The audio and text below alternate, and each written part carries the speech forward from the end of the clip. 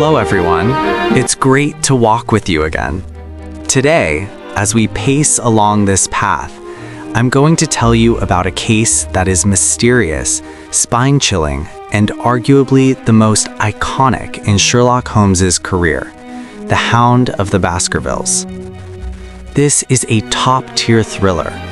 Imagine, we are no longer in the bustling Baker Street, but standing amidst the wild moors of Dartmoor, where thick fog rolls in and terrifying secrets lie waiting beneath the treacherous quicksand.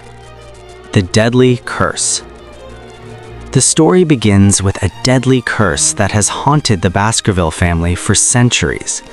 Legend has it that a giant hound with blazing eyes and razor-sharp fangs appears to slay family members whenever they wander the moors at night. Things took a dark turn when Sir Charles Baskerville died suddenly at the gates of his manor. The police concluded it was a heart attack, but his close friend, Dr. Mortimer, whispered a hair-raising detail to Holmes. At the scene, surrounding the body, were the footprints of a gigantic hound. The last heir. Following Charles's death, Sir Henry, the last remaining heir, returned from Canada to claim his massive fortune. However, it seemed an invisible force didn't want him to survive.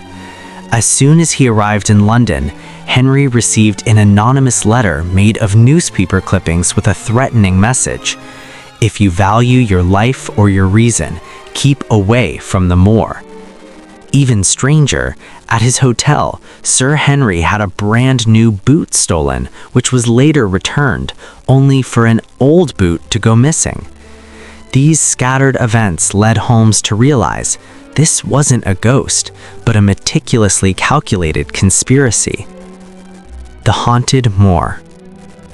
Busy with affairs in London, Holmes sent Dr. Watson to escort Sir Henry to Baskerville Hall, isolated in the foggy marshes of Dartmoor. The atmosphere there was gloomy and forbidding. Every night, long, eerie howls echoed across the moor, making one shiver at the thought of the legendary beast. Beyond the howls, the land was rife with danger. Mysterious figures appearing on lonely tours under the moonlight, and a dangerous escaped convict hiding somewhere in the shadows. Every clue seemed to lead into a dead end of fear until Sherlock Holmes finally revealed himself. The finale, The Beast and Human Nature. The climax didn't happen in a cozy office, but in the heart of the treacherous Dartmoor marshes, where the fog was thick enough to swallow everything whole. As Sir Henry walked alone, trembling in the night, a horrific creature suddenly loomed out of the white mist. It was a massive hound, coal-black, but glowing with an ethereal blue light, its eyes burning like embers from hell. It was a sight that would freeze even the bravest heart.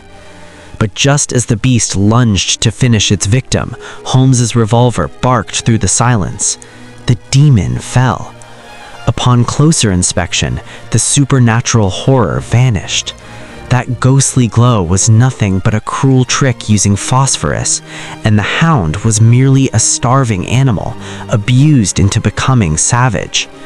The true monster wasn't the hound, it was Stapleton.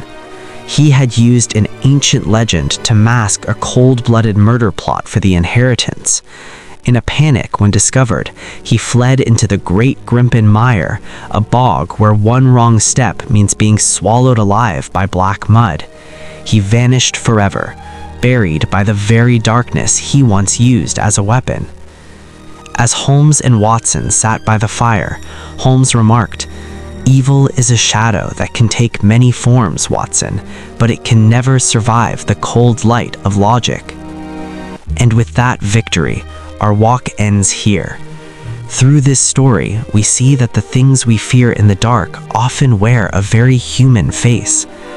Thank you for walking with me through the fog to the end of this journey. I'll see you again soon in another adventure with many more amazing books and stories. Goodbye for now.